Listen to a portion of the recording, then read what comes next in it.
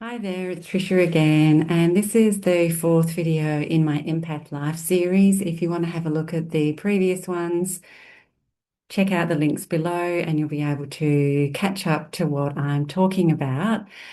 The whole purpose of this series has been around sharing information on what it feels like to be a highly sensitive person, to have emotional sensitivity, to have sensory sensitivities, to be really empathic, to possibly identify with the autistic traits, and how that's impacted our capacity to have close relationships, romantic intimacy, emotional intimacy, and even friendship. And what I want to talk about today is how I felt when I became an adult and how ill-equipped I was to make friends. I had no idea how to make friends by the time I left high school. I had led a very sheltered, protected life as a kid and a teenager. I took my friends from essentially from being an 8-year-old through to being a 19-year-old. And made a couple of friends along the way. And in fact, the longest friendship that I have from that time in my life began when I was 16 in year 11, not actually from primary school. So there are some exceptions. What I felt like when I left high school was I was leaving something that felt really comfortable and safe. I knew who I was as a student. I was a successful student to a degree. I kind of dropped the ball a bit in year 11 and 12. Didn't do nearly as well as I may have. But I got into uni, went off to uni. One of the barriers that I encountered with making friends at university was one of my very close school friends came with me to university and we did the same course. So I had this buffer, I had this excuse not to make new friends, and maybe it helped me, maybe it hindered me, I'm not really sure. My mantra from my middle teenage years was, I hate meeting new people. I suffered from this weird paradoxical image where people in my high school would see me on a stage dancing and playing my flute and laughing with my friends and seeming really confident in certain settings. But if they saw me walking down the school veranda or down a street in our town, I would put my head down and look away. I was labeled a snob. I was not actually a snob. I just had no idea how to interact in casual encounters with people that I didn't know well.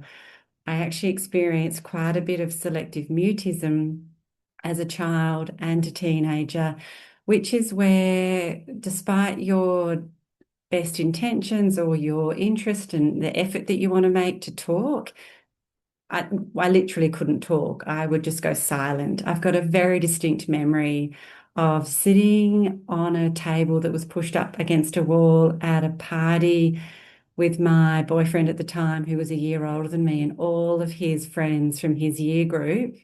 I was the only one that was from that year group below, and they were dancing and they were singing, and it was people were drinking, and I was frozen on the spot, sitting on this table and felt like such a idiot because they all knew me as the dancer because I would perform regularly with my friends and I couldn't dance. They were going, "Come and dance, Tricia." And I was like, I just couldn't.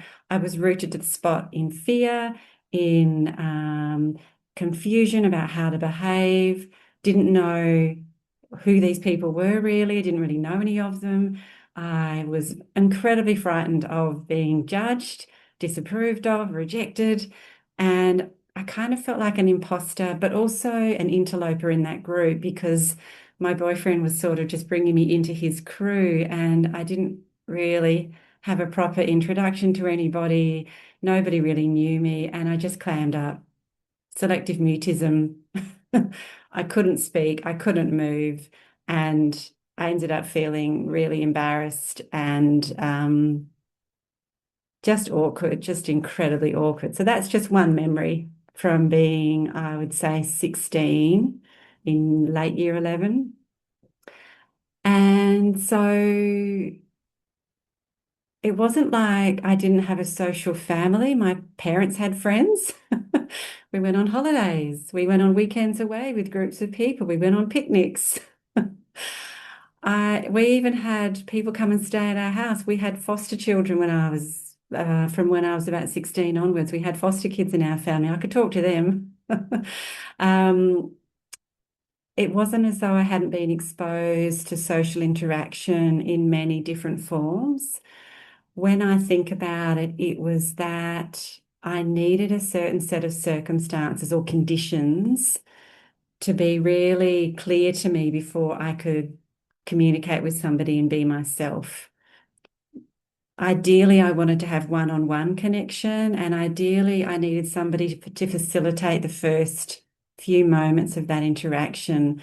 So I kind of needed an introduction or somebody to get me started, and then I could speak.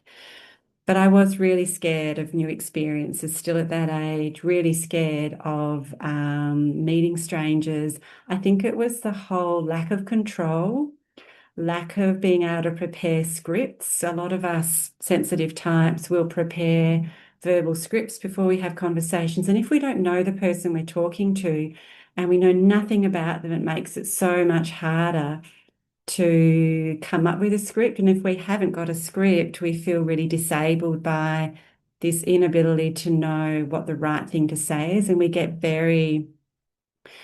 get very narrowly focused on there being a right thing to say and a wrong thing to say, and that we may indeed say the wrong thing. Where in reality, there are so many things we could say that aren't going to be wrong, and we just need to have some techniques.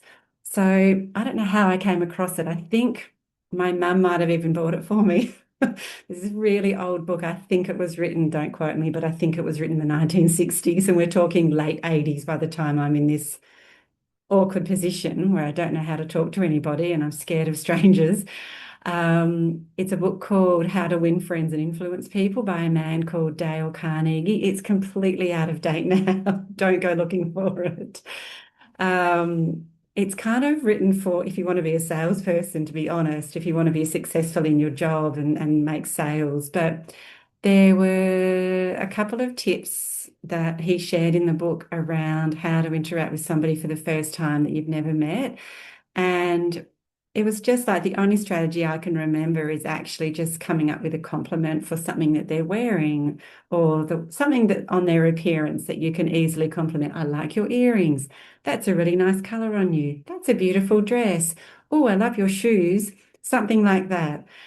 Obviously, we've got the old standard of talk about the weather, and that can be a useful thing to begin with when you're nervous, shy, introverted, whatever it might be, but you have to actually talk to somebody. Um, you can imagine for me that job interviews were an absolute nightmare, and they were.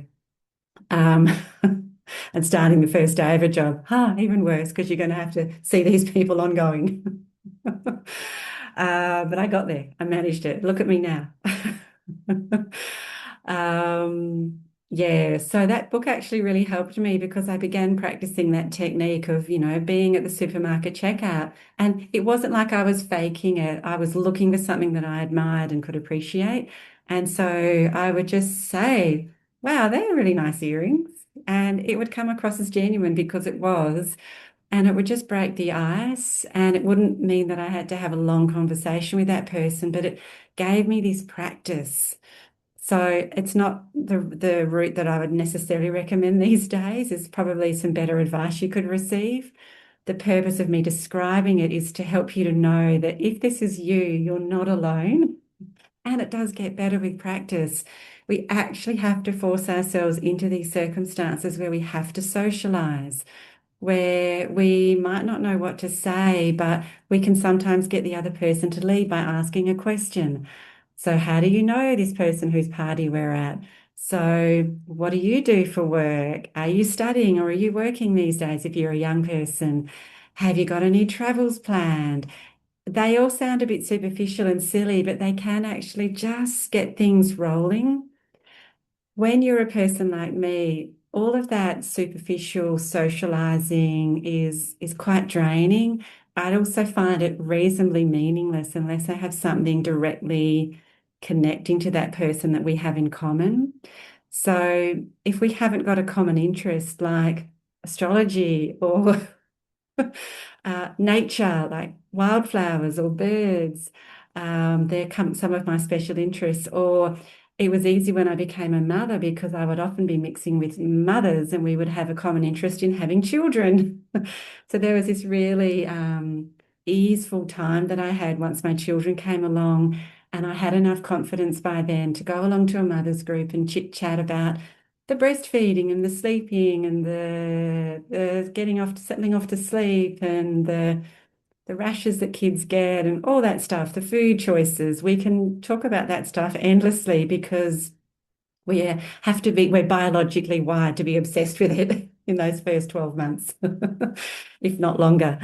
And so that smoothed the way for me to get more practice, meeting more people, feeling more comfortable. And then it just carries on when you've got children. You find yourself in school situations, in activities that your kids do, and there's always a common thread with talking about the child or talking about child-related topics with fellow parents. It kind of makes it easier. If you don't end up having kids or you don't have kids at this point, then sorry, that's probably not going to help you. Um, so yeah, I had no idea how to make friends as a 20-year-old. It's gotten better over time. What I've learned gradually over the decades has been for me, and it might be the same for you, find the interest first, follow the interest, and the friends will come along with the activity. So my best example that I can give you on that is me creating my women's meditation group in Dunsborough in Southwest WA in 2013. I was 42 years old, lived in the town for 1 year, had one friend that had come from being my husband knew her husband from a previous life in careers that they had. So I had that one friend, we'd clicked thankfully, and so she's still my good friend. But I decided quite spontaneously, back when Jupiter was in Leo again in 2013, I discovered recently, to express myself through an interest that I had. And that led me to create this women's circle that took time to develop and build, but I ran it for 4 years. And in that time, I developed these really beautiful friendships because through my interest in meditation, I was able to attract like-minded people. And then I could discern as the facilitator, who are the people I'm attracted to? What are the energies that I'm enjoying in the space? Who would I want to spend more time with? And friendships evolved. So follow the interests that you have, and your friends will come from your interests. Have confidence in yourself that you are easy to talk to, that you're a non-judgmental person, that it's okay to be quietly spoken, it's okay to be introverted, and you're still interesting.